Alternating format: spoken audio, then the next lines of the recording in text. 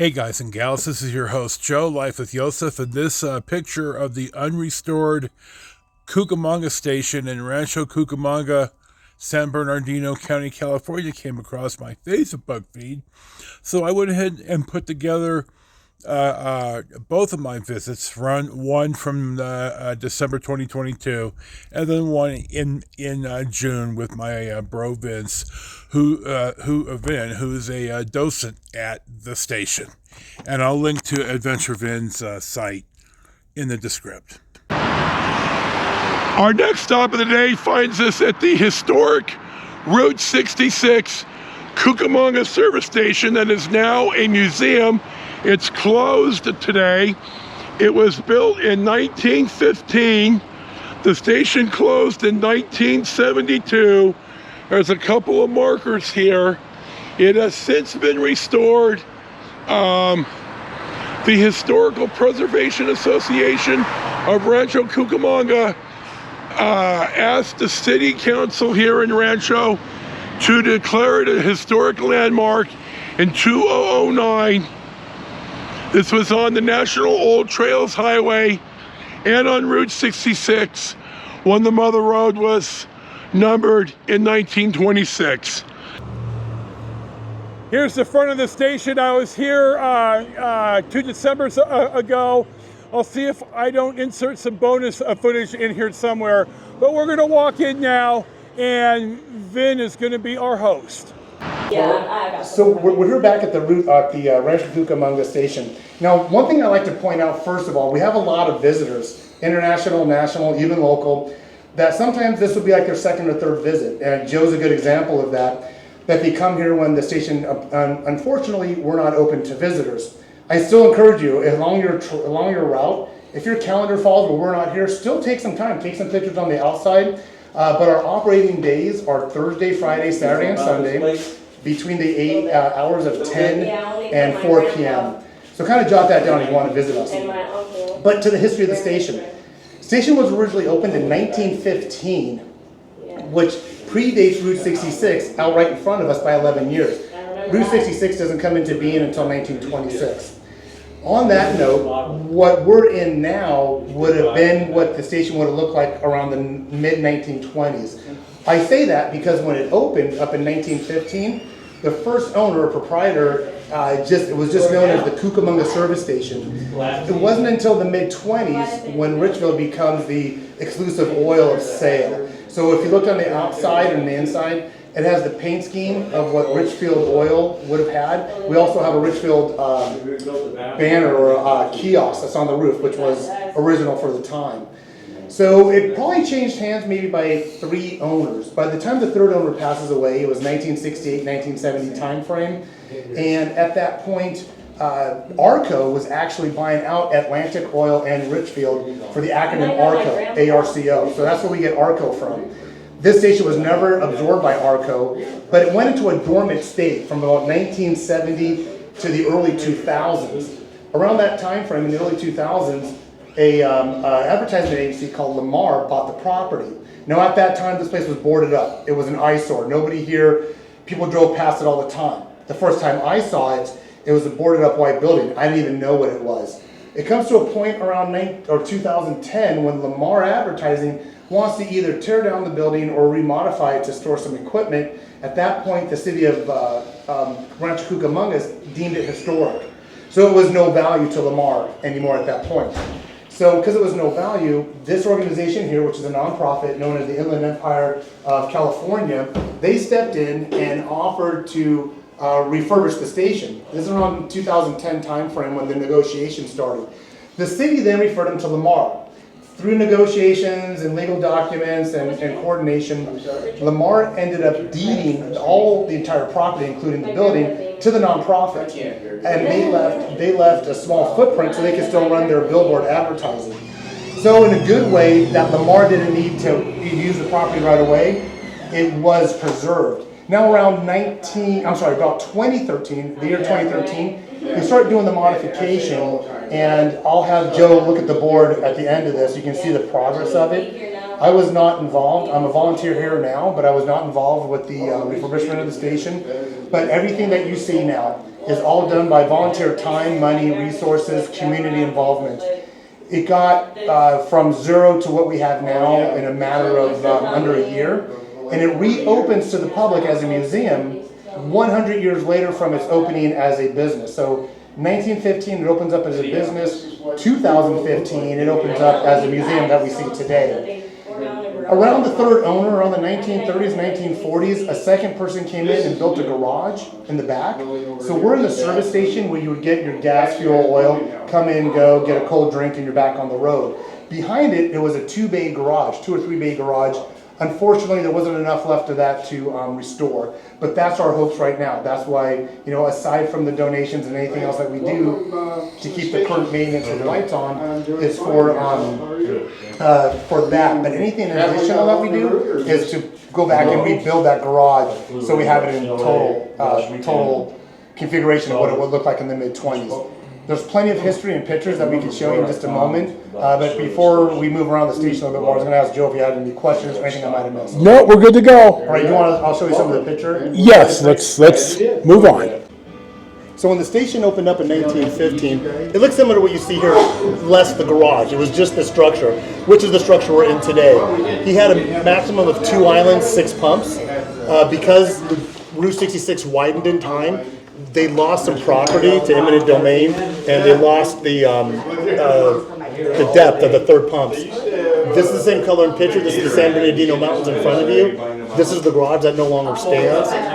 This is what it kind of looked like the first time I saw it before it went into refurbishment. Now, this is some of the guys that are working on it, doing the roof. Now, one thing I like to note to people is that once the city deemed it historic, it went into county, state, and national historic. So this is actually on the National Registry, the same as the Statue of Liberty as far as historic places go. And there's a really cool diorama here, Joe, that I'll take the plexiglass off so we don't get a glare. I'm making a mess here. So this is a diorama of what it once would have looked like from like the 1930s to 1970s. They were independently owned to the third owner, and then it was all owned together. This is what we are raising funds for now, is to restore this with modern material and technology, but have the aesthetics and look and architecture of what it would have matched back then. This will not be deemed historic like this structure is on the National Registry. So Disneyland Park opens up, I want to say July 17th of 1955. A lot of the rides will have to be sponsored. Walt Disney's brother Roy did a really good job on marketing and funding for the park. So when you go to Disneyland today, there will be the Autopia. On opening day, there were 2. There was the midget Autopia for little kids, and there was the regular one. Now only one exists, but what I wanted to point out was that Richfield was the company that first sponsored the Autopia at Disneyland on opening day. How many years they sponsored it, I don't know. I think today, I want to say it's Chevron. I can't be for certain. And there's talk out there that they're actually going to move from gasoline engine vehicles to electric. I think they're going to go electric and eventually, and who knows, maybe Tesla will be the sponsor at that point. But if you look to my right, I wanted to point out this is something what the attendants would have had at the time. A lot of us, when I say us, I'm saying anyone that's like 50 or older, remember the station attendants having these coin changers? Our vintage, I call it. Our vintage. This is our vintage, but this is what a station attendant would have looked like if you were pulling up.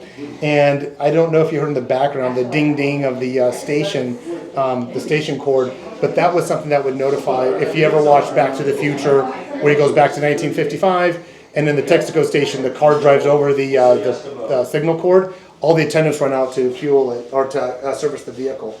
So these are some other. This is just a small example of the historic memorabilia that we have for the station. There is much, much more that we want to put on display. We have it stored off location. We have a car that's donated. But once we get that back garage redone, then all that will be the main part of the museum and a recreation of what the station and the garage would have looked like. And this will mainly just be the visitor center and the gift shop area.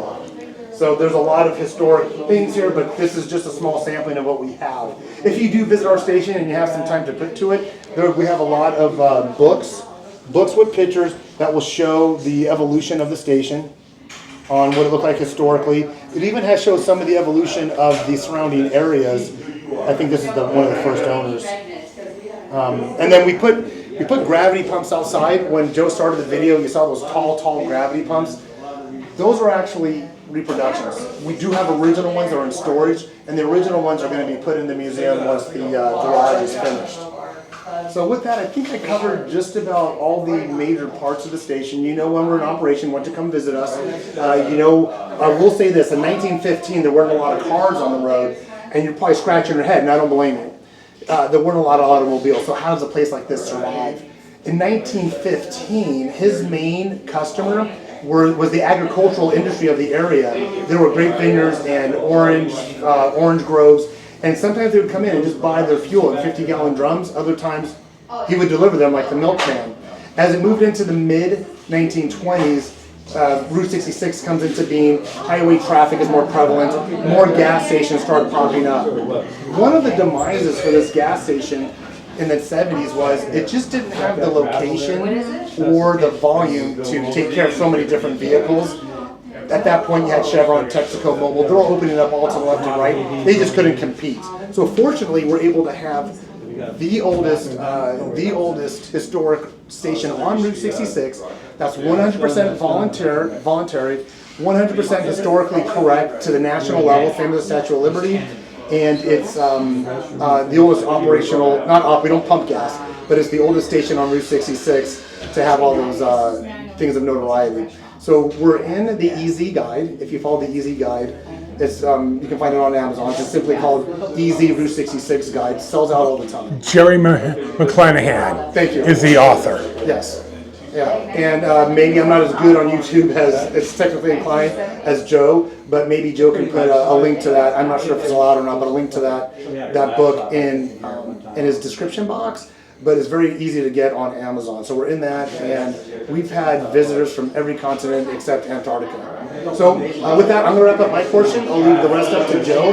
But if there's any questions or comments, please feel free to ask him. I will be in connection. Once again, my channel is AdventureVin, and I've done videos on this topic on my own channel if you wanted to refer to that. Thank you for following along. Like, subscribe.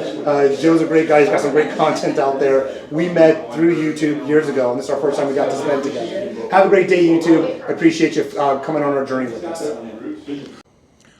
Now, this is not a historical building, but the people here built it so there would be a bathroom. I'm not the only one of that age.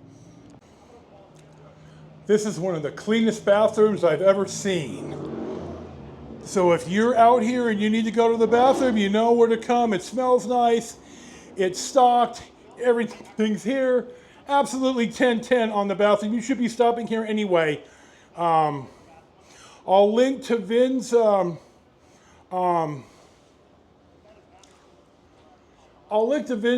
about when he gave a tour here. I think I mentioned this once or twice. So we're pretty much done here. It's not a great big space, and we'll move on to eat.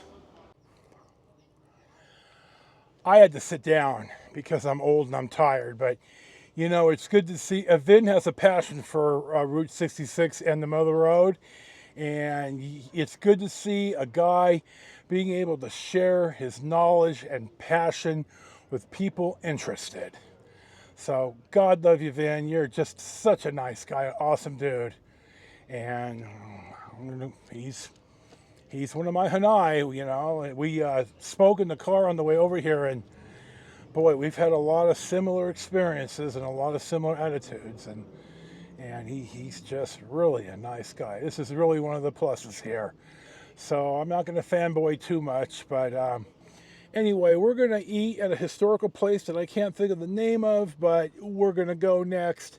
And then after that, we're going to probably call it a day because I'm already running out of steam.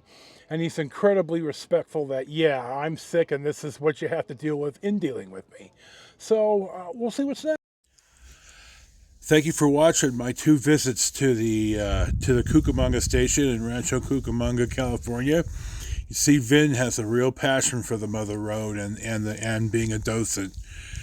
He's an awesome guy. So this is your host, Joe, Life with Yosef. Enjoy your day. Peace be with you. And we'll see you for the next one.